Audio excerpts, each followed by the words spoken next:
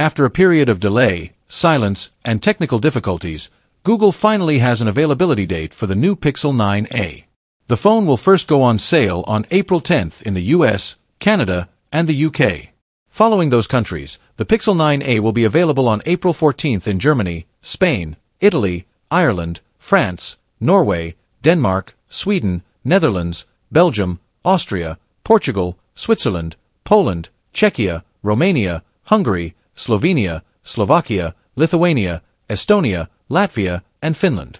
Finally, on April 16th, the Pixel 9a will go on sale in Australia, India, Singapore, Taiwan, and Malaysia.